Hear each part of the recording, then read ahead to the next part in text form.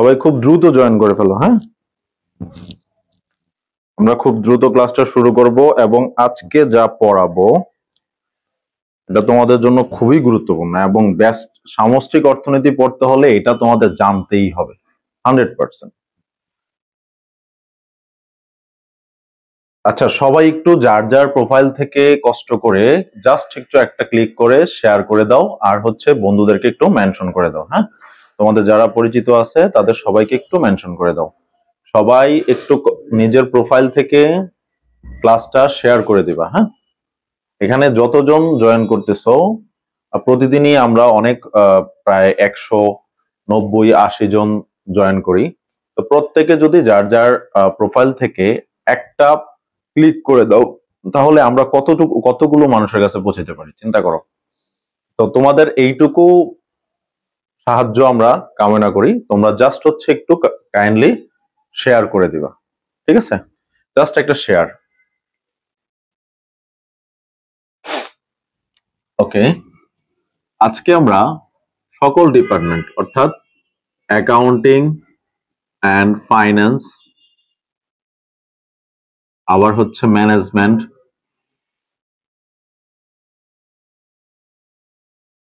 সকলগুলার হচ্ছে চ্যাপ্টার 2। এই চ্যাপ্টারের একটা বিশেষত্ব হচ্ছে এখান থেকে প্রশ্ন আসবেই, প্রতিটা বোর্ডে প্রশ্ন প্রতিটা সালে আসবেই। এটা একটা মানে 100% দিয়ে দিলাম, মানে প্রশ্ন ফাঁসের মতো অবস্থা। 100% এটা থেকে প্রশ্ন আসবে। এবং এই চ্যাপ্টারের নাম হচ্ছে অর্থনৈতিক কার্যক্রম, হ্যাঁ, অর্থনৈতিক কার্যক্রম পরিমাপ। চ্যাপ্টারের নাম হচ্ছে অর্থনৈতিক কার্যক্রম পরিমাপ। ওকে, এই চ্যাপ্টারের নাম হচ্ছে অর্থনৈতিক কার্যক্রম পরিমাপ। আর আজকে আমাদের টপিক, যে টপিক না জানলে তোমরা সামষ্টিক অর্থনীতি বলতে কি বোঝায় এটাই বুঝবা না, সেটা হচ্ছে জাতীয় আয়। জাতীয় আয়। ওকে, সবাই একটু দ্রুত জয়েন করো, দ্রুত তোমাদের গ্রুপগুলোতে একটু শেয়ার করে দাও, গ্রুপগুলোতে একটু শেয়ার করে দাও, হ্যাঁ। তো আজকের আলোচনার বিষয় আমরা জেনে গেছি, চ্যাপ্টারও জেনে গেছি। তো এখন কি শুরু করে দিব না একটু ওয়েট করব? কথাবার্তা সব ক্লিয়ার? কথাবার্তা, ভিডিও, এভরিথিং ক্লিয়ার আছে? একটু কমেন্টে জানাও।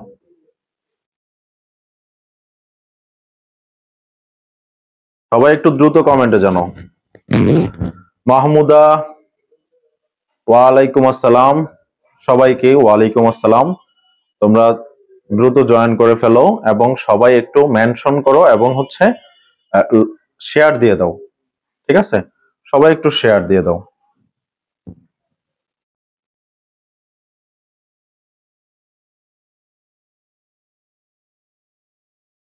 সবাই একটু শেয়ার করে দাও ক্লাসটা। ওকে ওকে, সবকিছু ক্লিয়ার? ওকে, সব ক্লিয়ার। আচ্ছা, তাহলে আমরা শুরু করে দিচ্ছি, হ্যাঁ। আর দেরি না করি, বেশি দেরি করলে তোমরাও বোরিং হয়ে যাবা। তাহলে প্রথমত আসো, জাতীয় আয় কাকে বলে?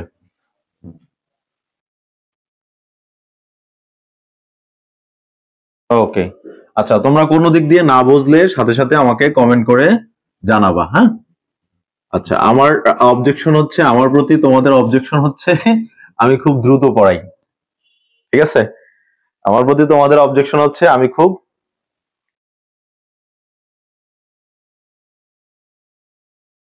এটা পাও নাই? আচ্ছা, এখন না পাইলেও সমস্যা নাই, বই বই কিনলে হচ্ছে পেয়ে যাবা, ঠিক আছে। গাইড টাইড এগুলা আমি সবাইকে সাজেস্ট করি, কেউই হচ্ছে ফার্স্টে ওই ব্যতিক্রম বা বিভিন্ন ধরনের গাইড টাইড এগুলা কেনার দরকার নাই, সবাই মেইন বই কিনবা। মেইন বইয়ে সব কিছু আছে, সব সালের প্রশ্ন আছে, সব সালের ঘটনা আছে, সব টপিক আছে। দ্যাটস ওয়াই মেইন বই ইজ মোস্ট ইম্পর্টেন্ট, ঠিক আছে। আচ্ছা, গত গত ক্লাসে এসডব্লিউ কি যেন ছিল, আমি তো ভুলে গেছি। আচ্ছা, এবার আজকের পড়া হচ্ছে প্রথমে জাতীয় আয়। জাতীয় আয়। জাতীয় আয় হলো একটি নির্দিষ্ট অর্থ বছরে দেশের সকল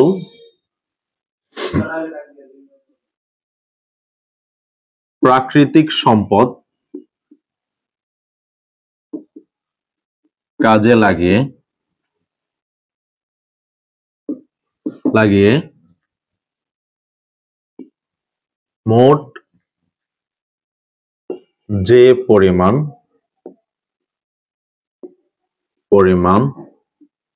দ্রব্য উৎপাদিত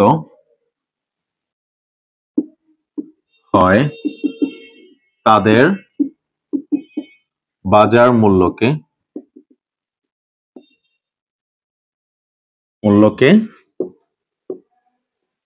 জাতীয় আয় বলে।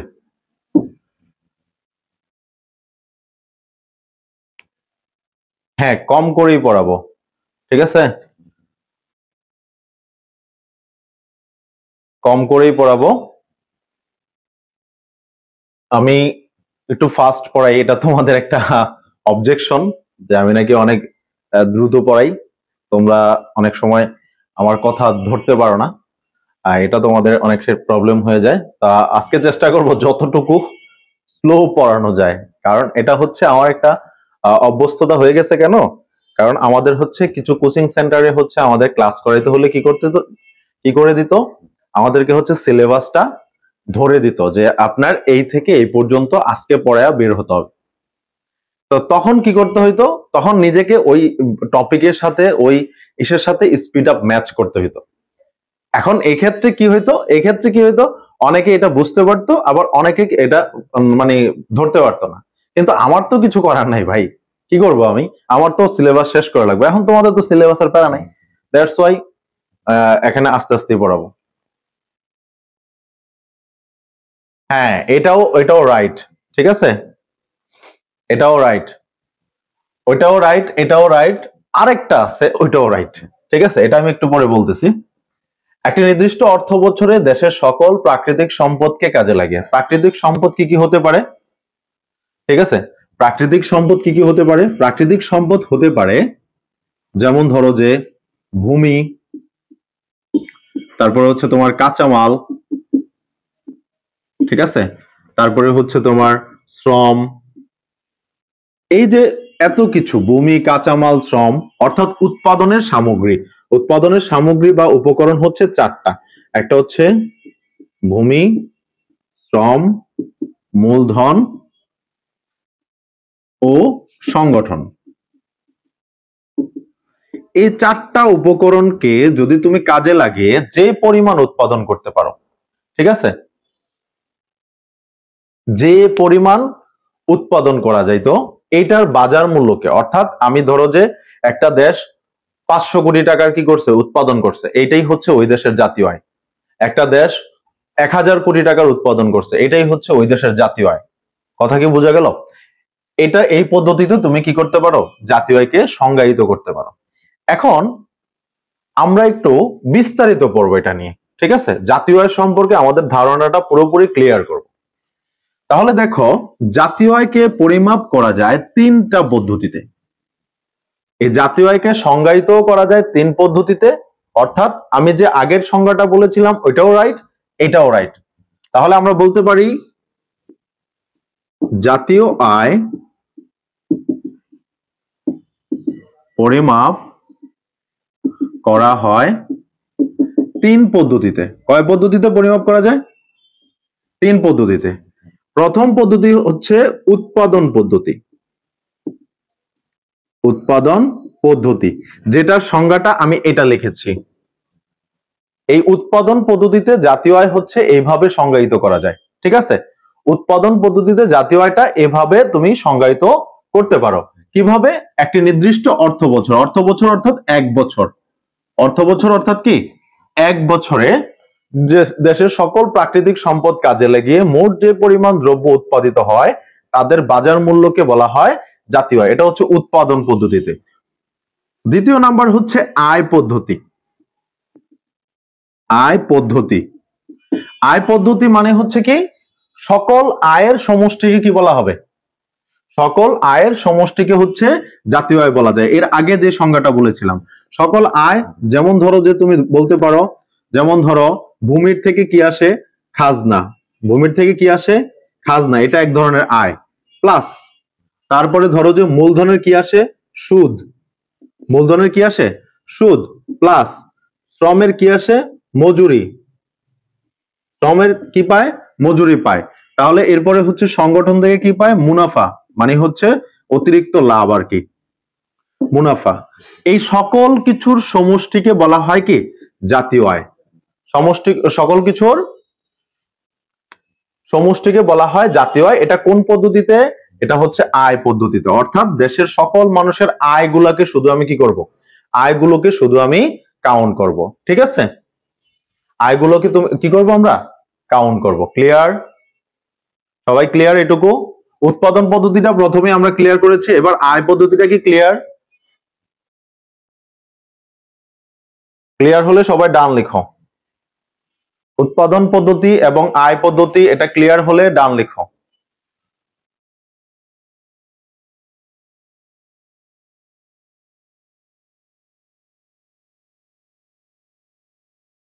ক্লিয়ার? ওকে, ওকে, আচ্ছা। আর একটা রয়ে গেল, তিনটা পদ্ধতির মধ্যে আর একটা রয়ে গেল, এটা হচ্ছে মোস্ট ইম্পর্টেন্ট। লাস্ট যেই এটা বলবো এটা হচ্ছে মোস্ট ইম্পর্টেন্ট, কারণ এটা দিয়েই আমরা অর্থনীতির বাকি যেই হিসেবগুলো আছে এই হিসেবগুলো করব। ঠিক আছে, এই পরেরটা হচ্ছে ইম্পর্টেন্ট। পরেরটা কি? পরেরটা 3 নাম্বারটা হচ্ছে ব্যয় পদ্ধতি। ব্যয় পদ্ধতিতে জাতীয় আয়। ব্যয় পদ্ধতি মানে হচ্ছে আমাদের দেশের সকল জনগণ জীবন ধারণ করতে অথবা ধরো যে বেঁচে থাকতে প্রত্যেকটা দেশের মানুষই কি করে? খরচ করে। প্রত্যেকটা দেশের মানুষই কি করে? খরচ করে। খরচ করলে এই খরচগুলোকে যদি তুমি সব একসাথে করো, খরচ কোন কোন ক্ষেত্রে করে? ভোগের ক্ষেত্রে খরচ করে, বিনিয়োগের ক্ষেত্রে খরচ করে, সরকার খরচ করে, আরেকটা হচ্ছে কি আমদানি করে খরচ করে, আবার রপ্তানি করে থাকে। ঠিক আছে, তাহলে এই যত কিছু আছে এই সকল কিছুর সকল ব্যয়ের সমষ্টিকে বলা হয় জাতীয় আয়। তাহলে আমরা কি বলতে পারি? একটি নির্দিষ্ট অর্থ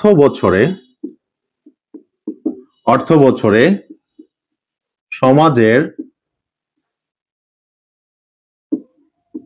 অথবা দেশের সকল নাগরিক অথবা জনগণ বলতে পারো, জনগণ যে পরিমাণ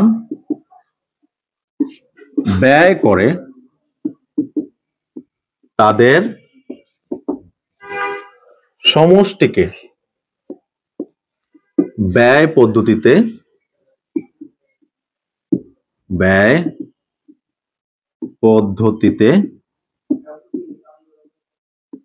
জাতীয় আয় বলে। তাদের সমষ্টিকে কি বলা হয়? ওকে, আয় পদ্ধতি। আয় পদ্ধতিটা যদি আরেকটু বুঝতে চাও তাহলে একটু মনোযোগ দিয়ে দেখো। তৌফিক আহমেদ, একটু মনোযোগ দিয়ে দেখো। একটা দেশের অনেক মানুষ থাকে, ধরো যে আমাদের দেশের হচ্ছে 20 কোটি মানুষ, 20 কোটি। এখন আমাদের জাতীয় আয় যদি হিসাব করতে চাই, তাহলে জাতীয় আয় হিসাব করতে গেলে 3টা পদ্ধতিতে হিসাব করা যায়।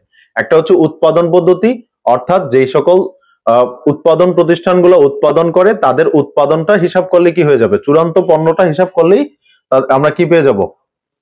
জাতীয় আয় পেয়ে যাব। আরেকটা হচ্ছে আয় পদ্ধতি। আয় পদ্ধতির মধ্যে কি করে? দেশের জনগণ এক একজন এক একভাবে আয় করে, কেউ হচ্ছে বাড়ি ভাড়া দেয়, তাহলে এটাকে বলা হয় রেন্ট, অথবা এটাকে বলা হয় খাজনা। ঠিক আছে, বাংলায় বলে খাজনা বা ভাড়া। প্লাস কেউ হচ্ছে আবার কি করে? মূলধন মানে কি?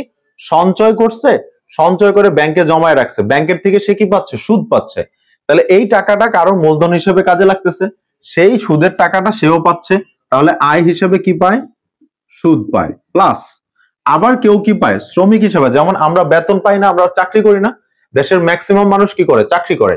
তো চাকরি করলে সে কি পায়? বেতন। অথবা এটাকে আবার মজুরি বলা যায়। কি বলা যায়? মজুরি। প্লাস যারা ব্যবসা করে, যারা কি করে? ব্যবসা করে, তারা কি করে? বিনিয়োগের পরে সেখান থেকে মুনাফা পায়। কি পায়? মুনাফা। এই সকল ধরনের আয়টাকে যদি আমি কাউন্ট করি, যোগ করি, তাহলে আমি পাবো জাতীয় আয়। তাহলে আমি পাবো কি? জাতীয় আয়। ক্লিয়ার এবার? তৌফিক আহমেদ, ক্লিয়ার তুমি?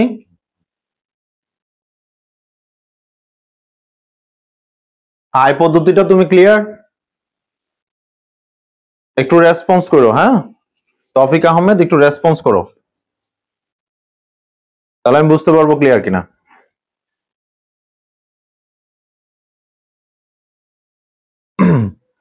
ওকে, ক্লিয়ার। আচ্ছা, আমরা ব্যয় পদ্ধতিটা ছিলাম, একজনকে একটু বুঝিয়ে দিলাম। ওকে, তারপরে আমরা ব্যয় পদ্ধতিতে চলে আসি এবার আবার। তাহলে ব্যয় পদ্ধতি মানে হচ্ছে কি? দেশের জনগণ যত ধরনের ব্যয় করে, অর্থাৎ এখানে জাতীয় আয় বলতে বোঝায় হচ্ছে সি ইকুয়াল টু ভোগ ব্যয়, ওয়াই ইকুয়াল টু ভোগ ব্যয় সি, প্লাস বিনিয়োগ, বিনিয়োগ ব্যয়। তাহলে বিনিয়োগকে প্রকাশ করা হয় আয় দ্বারা, প্লাস সরকারি ব্যয়, সরকারি ব্যয়, এটাকে বলা হয় জি দ্বারা প্রকাশ করা হয়, প্লাস নিট রপ্তানি, নিট রপ্তানি, এটাকে প্রকাশ করা হয় এক্স এন দ্বারা। এবং এক্স এন কে ভাঙলে আমরা গত ক্লাসে পড়েছিলাম, পাওয়া যায় হচ্ছে এক্স মাইনাস এম। এক্স দ্বারা বোঝায় হচ্ছে রপ্তানি, আর এম দ্বারা বোঝায় হচ্ছে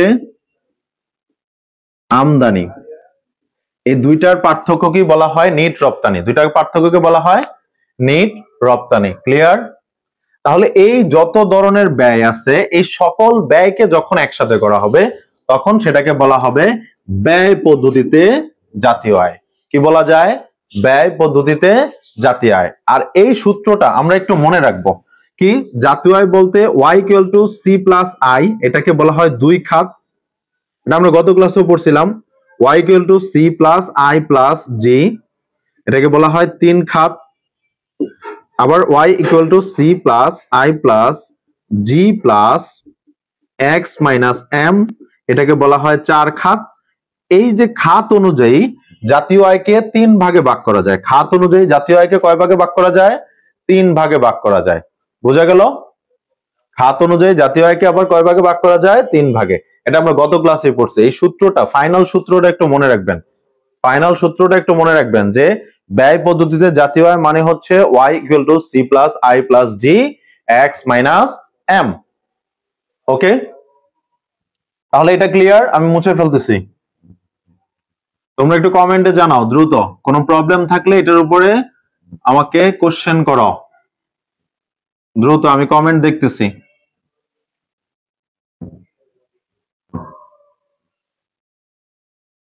ওকে, আচ্ছা, এটা কি ক্লিয়ার সবাই?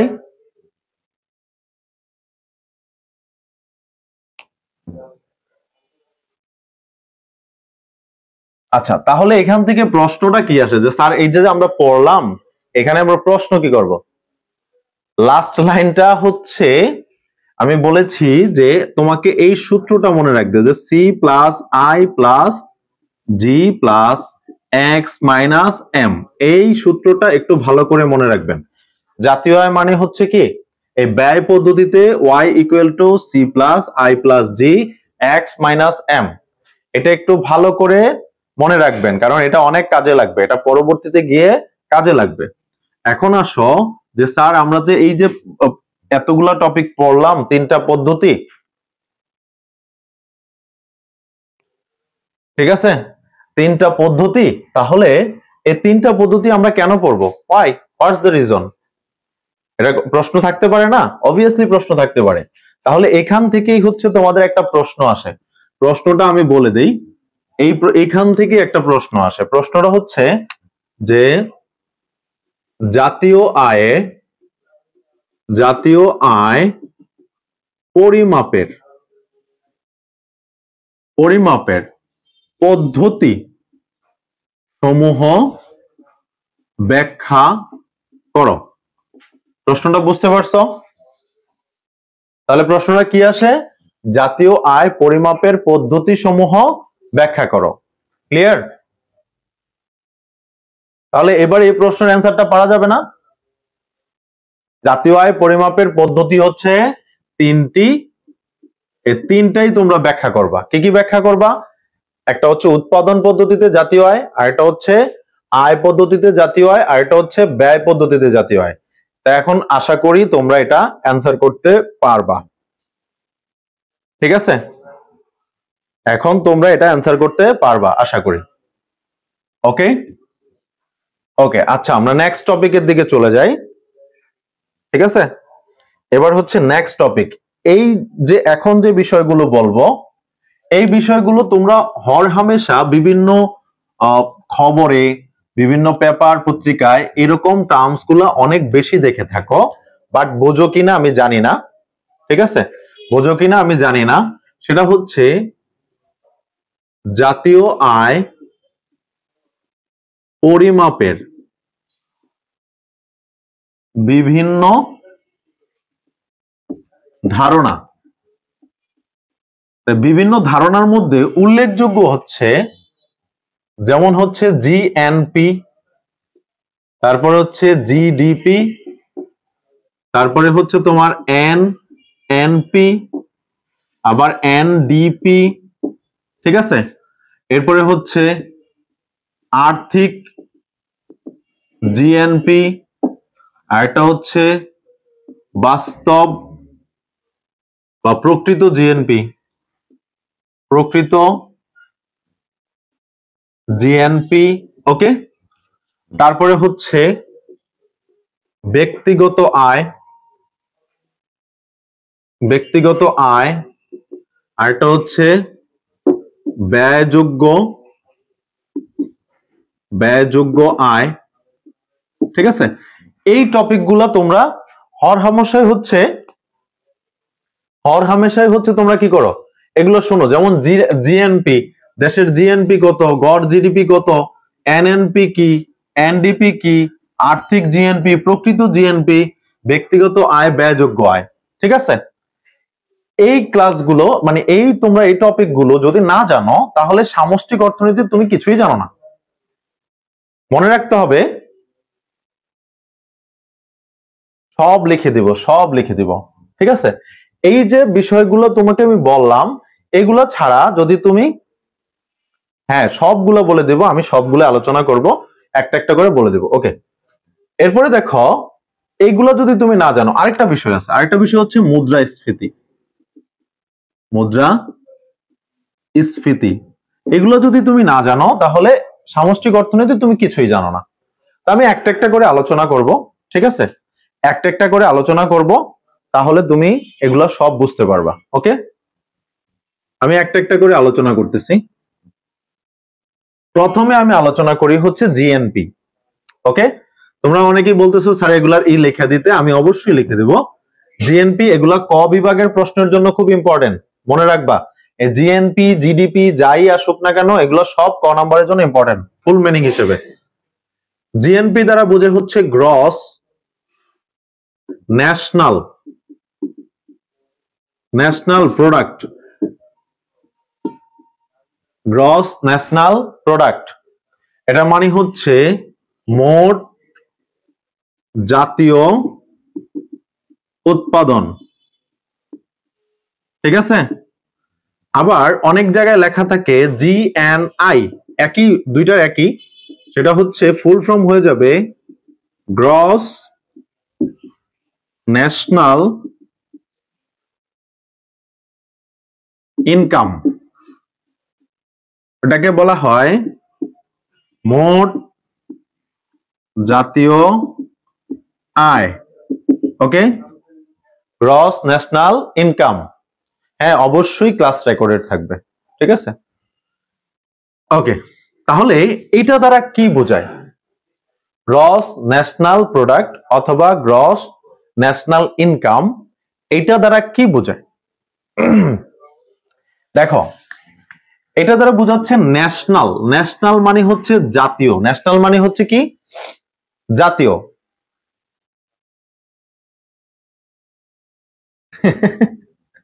আচ্ছা, বই আসলে সবকিছু পড়াইতে যদি বই লাগে তাহলে তো হইলো না, ঠিক আছে?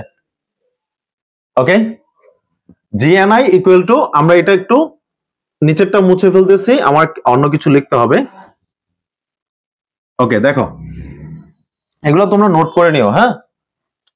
এবার দেখো, ন্যাশনাল। ন্যাশনাল মানে হচ্ছে জাতীয়। এখন জাতীয় বলতে বোঝায় হচ্ছে একটা দেশের এরিয়া বা একটা দেশের জনগণ। এটা দ্বারা বোঝাবে কি? জাতীয় মানে হচ্ছে আমাদের ন্যাশনালিটি, অর্থাৎ জাতীয়তা। জাতীয়তা মানে হচ্ছে আমাদের দেশের জনগণ, ঠিক আছে? আমাদের দেশের জনগণ। কি হবে? তোমাকে যখন বলবে যে গ্রস ন্যাশনাল প্রোডাক্ট, তখন তুমি হিসেব করবা আমাদের দেশের জনগণ। এই জনগণটা মনে রাখলেই তোমার সংজ্ঞাটা তুমি মনে রাখতে পারবা। এটা সংজ্ঞা মুখস্থ করার প্রয়োজন হবে না। প্রথমত আসো, প্রথমত বিষয়টা হচ্ছে এটা সংজ্ঞাটা আমরা কিভাবে সাজাবো? নির্দিষ্ট অর্থ বছরে।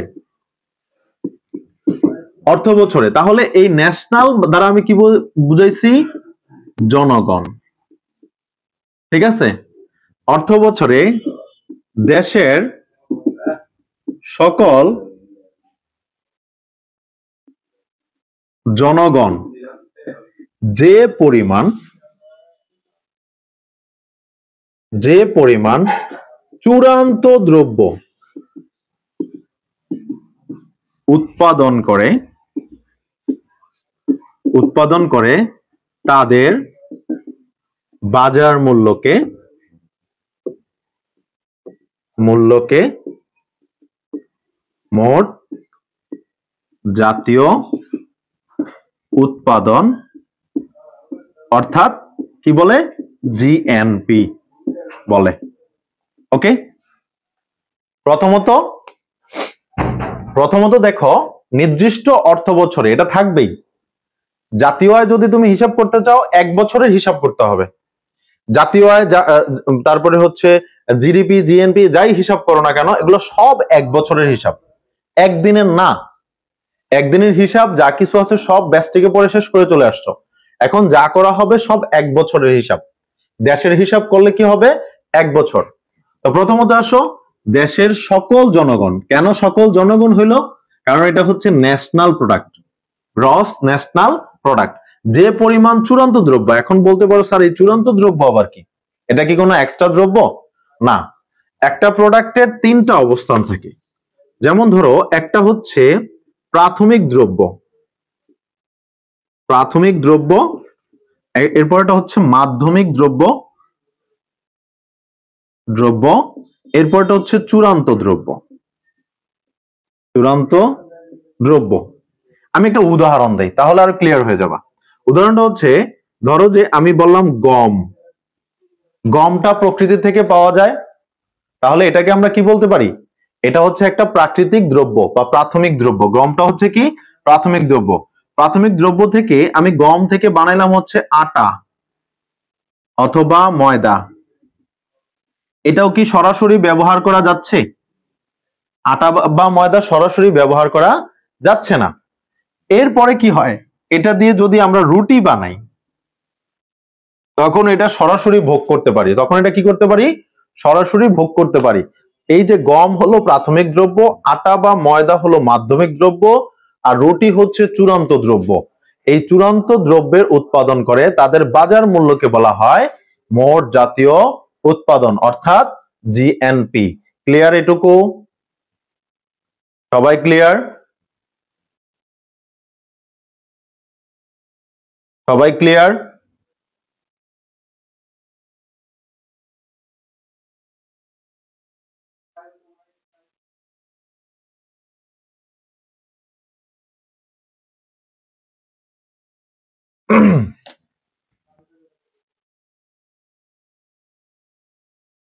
সবাই এটুকু ক্লিয়ার?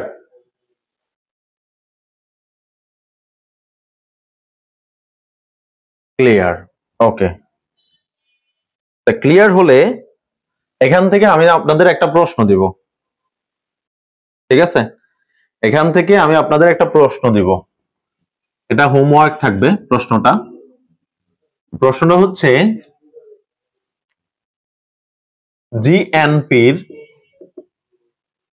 জিএনপি এর বৈশিষ্ট্য, ঠিক আছে? বৈশিষ্ট্য লেখো। এই প্রশ্নটা হচ্ছে আপনারা হোমওয়ার্ক হিসেবে করে ফেলবেন, নোট করে জমা দিবেন। ওকে ওকে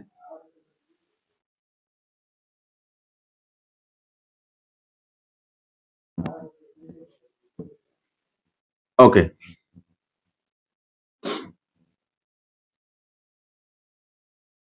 প্রশ্নটা একটু ভালো করে তুলে রাখেন। এই প্রশ্নটা হচ্ছে আপনারা সবাই নোট হিসেবে বা হোমওয়ার্ক করে গ্রুপে জমা দিবেন, আমি দেখবো পরে। হ্যাঁ, ওকে। এরপরে আসেন, আমি একটু আগে বলেছিলাম দেশের জনগণ, জিএনপি তে বলছিলাম দেশের জনগণ। এখন দেশের জনগণ বলো, দেশের অভ্যন্তরে তো থাকতে পারে, দেশের ভিতরে তো থাকতে পারে, এখন বিদেশে থাকতে পারে না? বিদেশে কি থাকতে পারে না? এই একজনের থেকে আরেকজনে নিয়ে নিবা, ওই যে ছবি টবি তুলে গ্রুপের মধ্যে বললেই দেখবা যে একজন না একজন ছবি তুলে দিবে, ঠিক আছে? অথবা আমি একটা ছবি তুলে দিয়ে দিব, না যদি বই আমার কাছে আমি খুলে নিই। দেশের জনগণ আবার কোথায় থাকতে পারে? বিদেশে থাকতে পারে। তাহলে বিদেশে যারা থাকে তাদের আয়টাও হচ্ছে জিএনপি তে কি করতে হবে? হিসেব করতে হবে। তাদের আয়টাও কি করতে হবে? জিএনপি তে হিসেব করতে হবে। তাহলে অনেক সময় প্রশ্ন আসে ক বিভাগে, বিদেশিদের আয় কোথায় সংযুক্ত হয়? তাহলে এটার অ্যান্সার হবে জিএনপি। বিদেশিদের আয় কোথায় সংযুক্ত হয়? জিএনপি তে। বিদেশিদের আয় কোথায় সংযুক্ত হয়? জিএনপি তে। ওকে, এটা মনে রাখবেন। তাহলে বিদেশিদের আয়, যারা আমাদের দেশের বিদেশ থাকে অর্থাৎ প্রবাসী, তাদের আছে, তারা কি করে? তাদের আয়টা হচ্ছে জিএনপি তে কাউন্ট করা হয়। ওকে, আচ্ছা, নেক্সটে চলে যাই। নেক্সট হচ্ছে জিডিপি।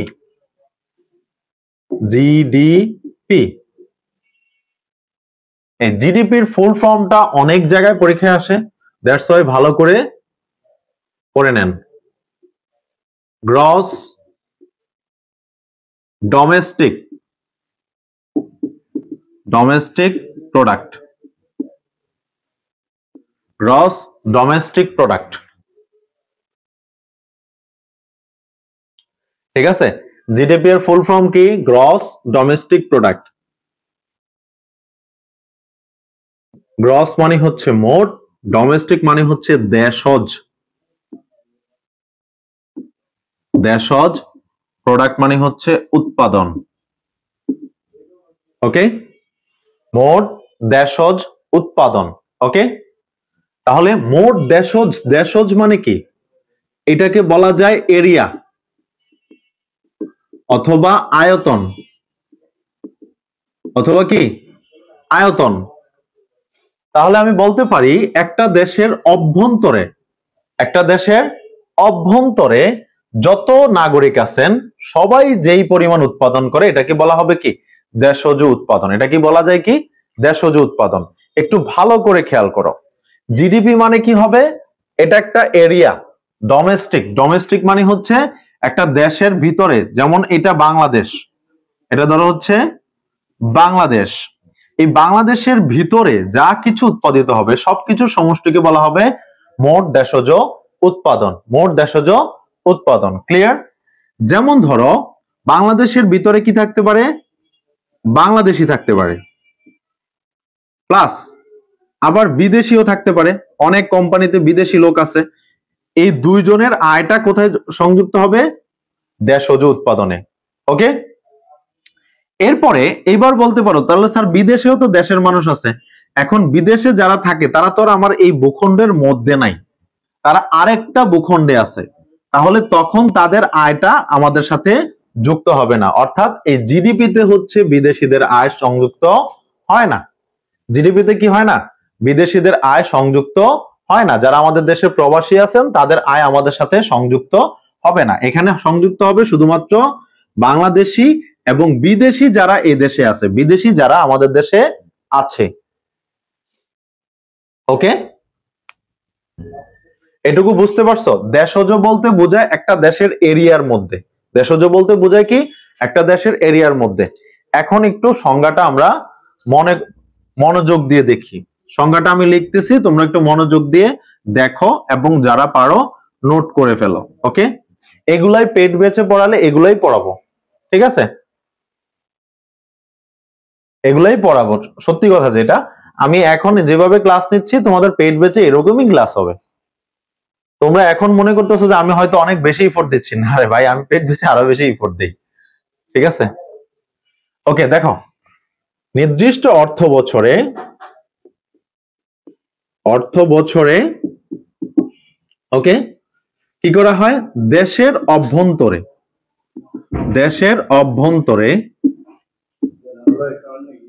দেশীয় নাগরিক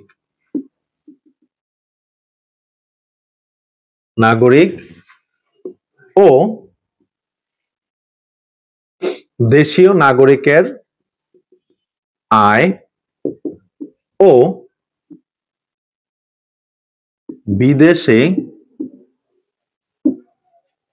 বিদেশিদের দেশীয় আয় এর সমষ্টিকে জিডিপি বলে। ওকে,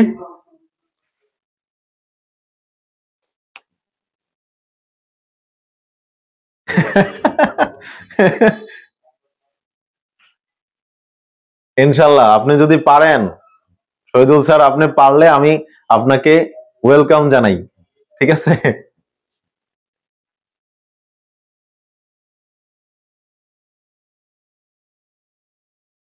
ঠিক আছে, দেখো, নির্দিষ্ট অর্থ বছরে অর্থাৎ একটা অর্থ বছরে একটা দেশের অভ্যন্তরে, ঠিক আছে, দেশীয় নাগরিক, দেশের নাগরিক তো থাকবেই, এদের আয় এবং বিদেশিদের দেশীয় আয়, মানে বিদেশি যারা আমাদের দেশে আছে তাদের আয়টাও যখন একসাথে যুক্ত করা হবে, অর্থাৎ সমষ্টিকে জিডিপি বলে। আর জিডিপির ফুল ফর্ম কি? Gross domestic product. এটা ভালো করে জেনে নেবেন, কারণ এটা আপনাদের ক বিভাগে আসে, ঠিক আছে? ক বিভাগে এই প্রশ্নটা এসে থাকে। তাহলে এইটার সূত্রটা কি হবে? এটার সূত্র হচ্ছে জিডিপি ইকুয়াল টু হচ্ছে যে দেশীয় নাগরিকের আয়, দেশীয়দের আয় প্লাস বিদেশিদের আয়, বিদেশিদের দেশীয় আয়, অর্থাৎ দেশীয় আয়।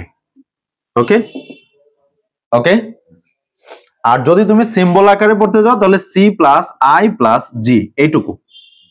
ওই যে আমরা ব্যয় পদ্ধতিতে পড়ছিলাম, সেটা হচ্ছে C plus I plus G. GDP equal to কি হবে? সি প্লাস আই প্লাস জি।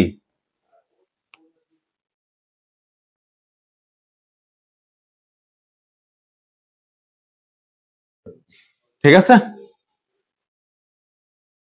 হ্যাঁ, বাস্তবে এইভাবেই হিসাব করা হয়। জিডিপি, জিএনপি এগুলা যা হিসাব করা হয় এভাবেই হিসাব করা হয়, ঠিক আছে? এই জন্য দেখবা বিভিন্ন গবেষণা এবং রিসার্চ যে ইনস্টিটিউট গুলো আছে, এই রিসার্চ ইনস্টিটিউটে নিয়োগ দেওয়ার সময় ওইখানে ওরা বলে দেয় যে আপনাকে কোন কোন ব্যাকগ্রাউন্ডের হতে হবে। হয় আপনি পরিসংখ্যান বিভাগের হবেন, পরিসংখ্যান নিয়ে পড়াশোনা করছেন, অথবা অর্থনীতি। এই দুই বিভাগের লোকই হচ্ছে গবেষণা, মানে তুমি পরিসংখ্যানবিদ বা পরিসংখ্যান, গণনা, গবেষণা এগুলোর মধ্যে যায়, ঠিক আছে? তাহলে তোমাকে এই দুই ধরনের স্টুডেন্টদেরকে কেন নেয়? কারণ এরা হচ্ছে বিভিন্ন ধরনের জিএনপি, জিডিপি, অর্থনীতি অবস্থা, বাজেট এগুলাকে বিভিন্ন ধরনের সহায়তা করতে পারে, ঠিক আছে? কারণ এরা নাম্বার বোঝে। অর্থনীতিতে এরা হচ্ছে নাম্বার দিয়ে কাজ করে, এরা হচ্ছে স্ট্যাটিস্টিক্স দিয়ে কাজ করে। স্ট্যাটিস্টিক্স ছাড়া কোনো কথাও বলতে পারে না, স্ট্যাটিস্টিক্স ছাড়া তারা কোনো কিছু ধারণাও করতে পারে না। যেমন আমাকে যদি বলা হয় একটা বিজনেসের গতি কোন দিকে যাবে, তাহলে আমি এর হচ্ছে বিগত 3-4 বছরের হচ্ছে ব্যালেন্স শিট দেখব এবং বর্তমানে মার্কেট ভ্যালু দেখব। এভরিথিং দেখে তারপরে আমি তার যে গতি দ্বারা এবং পসিবিলিটিস কতটুকু উপরে যাইতে পারে, ঠিক আছে। ওয়ার্ডগুলোর মিনিং, আচ্ছা ওয়ার্ডগুলোর মিনিং তো বলে দিলাম। একটা হচ্ছে জিডিপি, গ্রস ডোমেস্টিক, কোন ওয়ার্ডগুলোর? বিবিএরা, বিবিএরা তো হচ্ছে সব বিজনেস ইতে যাবে, তারা relation officer, business build up, start up, তোমরা হচ্ছে নতুন নতুন বিজনেস তৈরি করবা, ঠিক আছে। তোমরা নতুন নতুন বিজনেস তৈরি করবা আইডিয়া অনুযায়ী, ঠিক আছে। ওকে, এরপরে যাও, এরপরে হচ্ছে এন এন পি, এটা লিখেছিলাম, এটার ফুল ফর্ম হচ্ছে নিট ন্যাশনাল ইনকাম বা production, product, net national product, এটার মানে হচ্ছে নিট ন্যাশনাল প্রোডাক্ট। তাহলে নিট ন্যাশনাল প্রোডাক্ট মানে হচ্ছে নিট জাতীয় উৎপাদন, উৎপাদন। তাহলে এটার সংজ্ঞা কি হবে? যে কোনো নির্দিষ্ট অর্থ বছরে মোট জাতীয়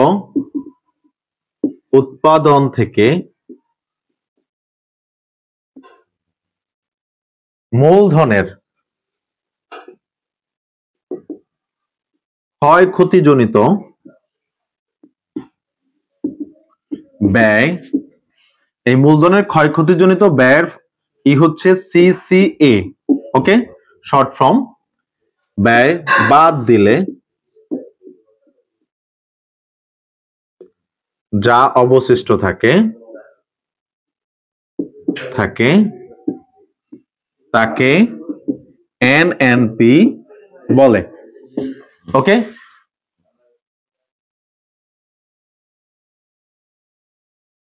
তাকে হচ্ছে এনএনপি বলে, ওকে। এখন সিসিএ জিনিসটা নতুন তোমাদের জন্য। সিসিএ এটা আমি একটু ফুল ফর্ম বলে দিচ্ছি, capital consumption, consumption allowance, capital consumption allowance, এটা তোমার হচ্ছে ইতে আসে, ফুল ফর্মে আসে, আছে অত বেশি না, অল্প কিছু ম্যাথ আছে, একটা অধ্যায়ে, 2টা অধ্যায়ে অল্প কিছু ম্যাথ আছে, তবে ওইগুলো খুব সহজ ম্যাথ, এগুলো নিয়ে ভয় পাওয়ার কিছু নাই, ঠিক আছে। বাট এটার হচ্ছে বিভিন্ন ধরনের টার্মস গুলা খুবই একটু জানার বিষয়, যেমন এগুলা সারা দেশের বিষয় নিয়ে আলোচনা করে, তো তাই একটু হচ্ছে তোমার এগুলা সম্পর্কে একটু জানতে হবে। সিসিএ মানে হচ্ছে ক্যাপিটাল কনজাম্পশন কস্ট। ক্যাপিটাল মানে হচ্ছে মূলধন, মূলধন মানে ধরো যে যন্ত্রপাতি, যন্ত্রপাতি, তারপরে হচ্ছে আসবাবপত্র, আসবাবপত্র, তারপর হচ্ছে মেশিন,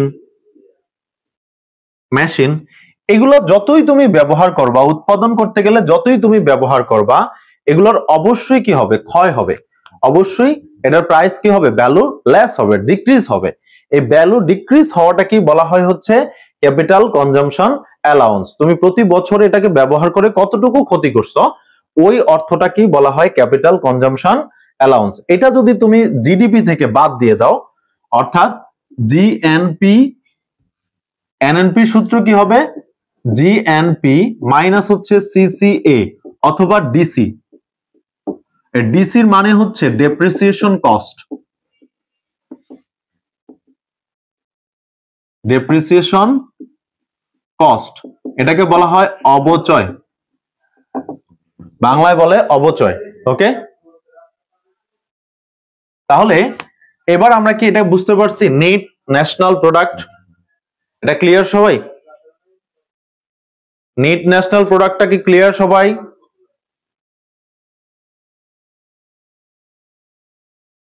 নেট ন্যাশনাল প্রোডাক্টটা কি ক্লিয়ার সবাই? তো দ্রুত কমেন্টে জানাও।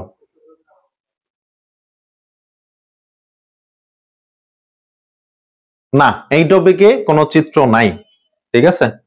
এই টপিকে চিত্র নাই, চিত্র আরো পরে, চিত্র যখন আসবে ইনশাল্লাহ চিত্র করাবো, কোনো সমস্যা নেই।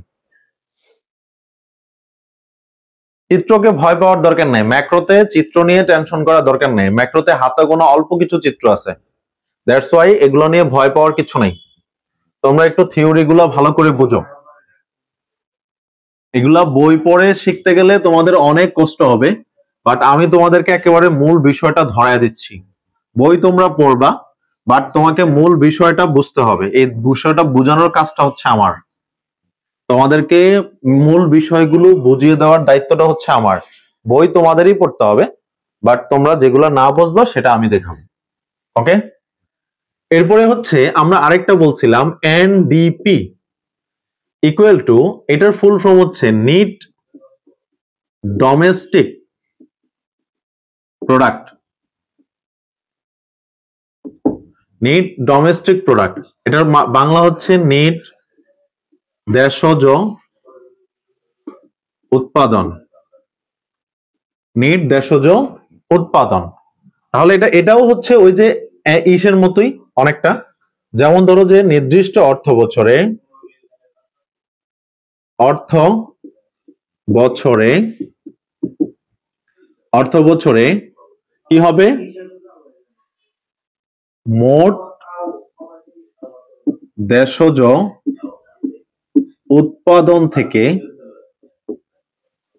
উৎপাদন থেকে মূলধনের ক্ষয়ক্ষতিজনিত ব্যয় বাদ দিলে যা অবশিষ্ট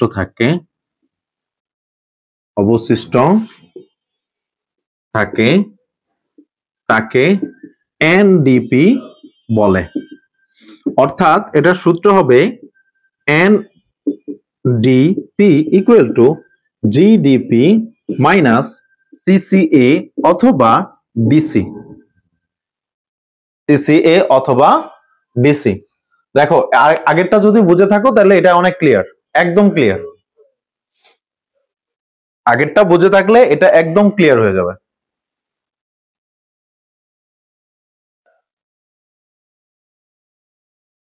ক্লিয়ার এটা?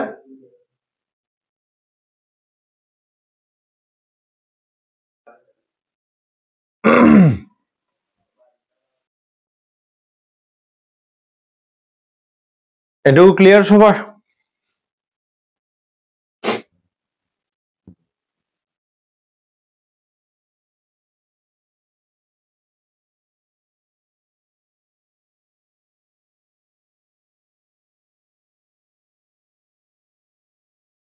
আশা করছি এটুকু তোমাদের সবার ক্লিয়ার। এরপরে আমরা যাই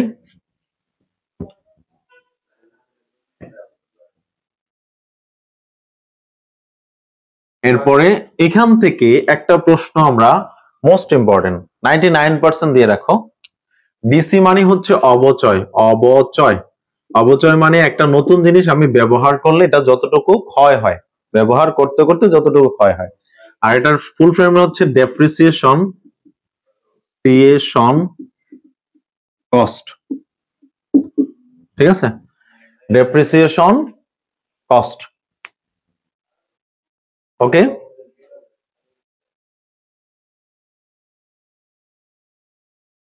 ওকে, এখান থেকে 99% একটা কোশ্চেন আসে, কোশ্চেন আমাদের পড়তে হয়, সেটা হচ্ছে জিএনপি ও জিডিপি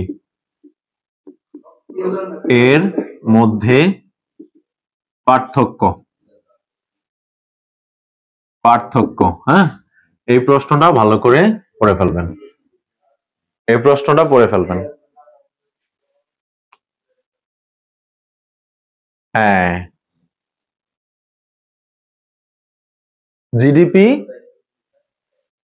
অথবা জিএনপি, এটা তো বুঝাইলাম। জিডিপি আর জিএনপি বুঝাইলাম তো।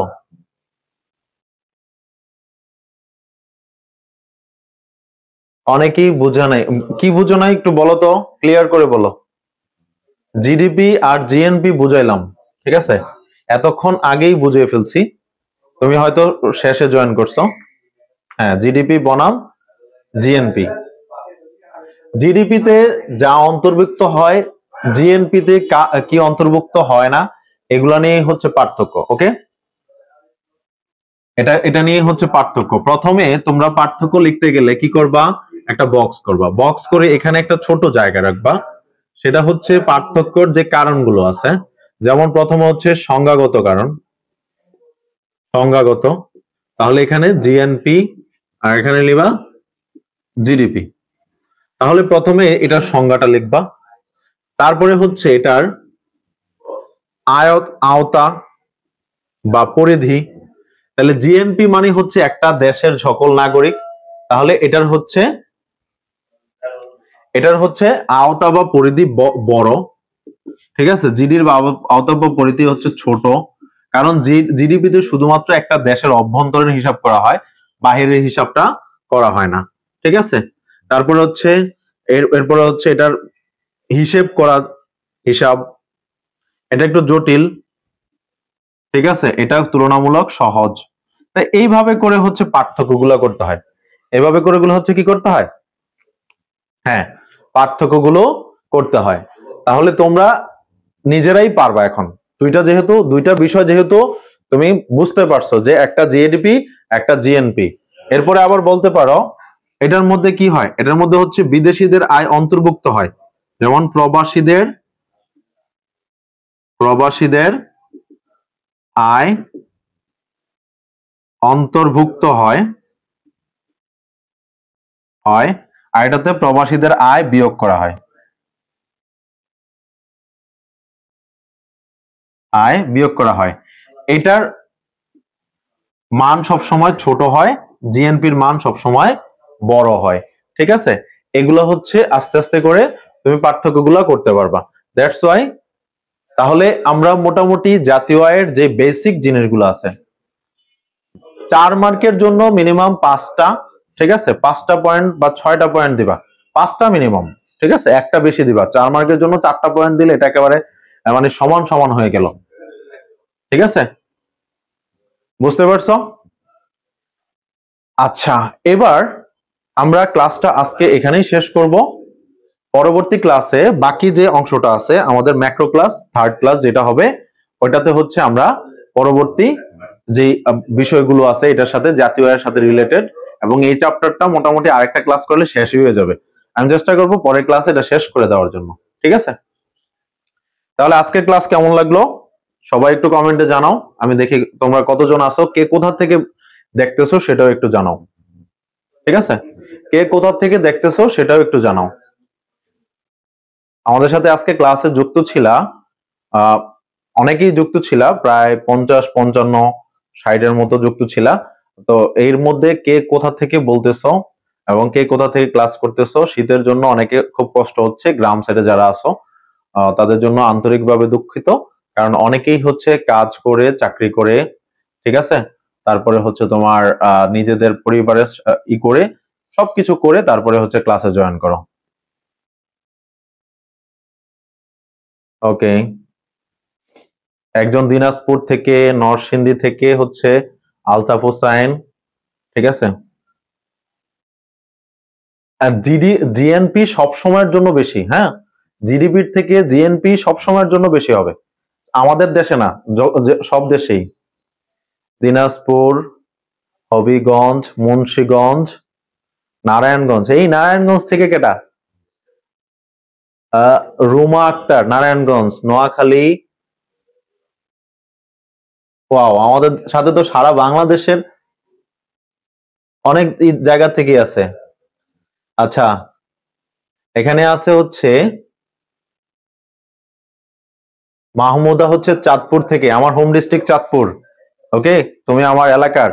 এরপর হচ্ছে ক্লাসগুলো অনেক ভালো লাগছে, আলহামদুলিল্লাহ ভালো বুঝছি। তারপর হচ্ছে আলহামদুলিল্লাহ জিডিপি সব দেশেরই কম হয় জিএনপি থেকে অলওয়েজ। হ্যাঁ, আলতাফ হচ্ছে নরসিংদী, দীপা জাহান হচ্ছে নরসিংদী, দিনাজপুর থেকে হচ্ছে রিঙ্কি হোসেন, লক্ষ্মীপুর থেকে হচ্ছে জুয়েল মাহমুদ, হবিগঞ্জ থেকে দিলোয়ার, সৈয়দপুর থেকে তারপরে হচ্ছে ফারিন ওয়াফা, আলিশা তানজিম মুন্সিগঞ্জ কাছাকাছি, রুনা আক্তার হচ্ছে নারায়ণগঞ্জ। নারায়ণগঞ্জ থেকেই আমরা ক্লাস নিচ্ছি, তো তুমি আমাদের বাসার পাশেই। তারপর হচ্ছে আশমিকা হচ্ছে নোয়াখালী, আর বর্ষা হচ্ছে বগুড়া থেকে, তুহিন ভোলা থেকে, বরিশাল থেকে, কুমিল্লা থেকে হচ্ছে আফরিন জাহান। ও, বাংলাদেশের মোটামুটি নুসরাত জাহান, বাংলাদেশের মোটামুটি আয়শা নোমান হচ্ছে চিটং থেকে। আচ্ছা, যাদের আমি নাম বললাম সবাই হচ্ছে বাংলাদেশের মোটামুটি সব অঞ্চল থেকে, আমি যদি করি প্রায় অনেকগুলো অঞ্চল থেকে আমাদের সাথে যুক্ত আছো। তো তোমাদেরকে সবাইকে অসংখ্য ধন্যবাদ। আমাদের 11+ একাডেমির নাম তোমরা অবশ্যই অনেক উজ্জ্বল করবা, কারণ হচ্ছে তোমরা ভালো রেজাল্ট করলে আমাদের খুব সুনাম হবে এবং আমরা সেই সুনামের সাথেই হচ্ছে এগিয়ে যেতে চাই। তো ধন্যবাদ সবাইকে, সবাই ভালো থাকবা। আগামী ক্লাসে আবার দেখা হবে অন্য কোনো সাবজেক্ট নিয়ে অথবা অন্য কোনো টপিক নিয়ে অথবা ইকোনমিক্স নিয়ে। ওকে, ধন্যবাদ সবাইকে, আল্লাহ হাফেজ।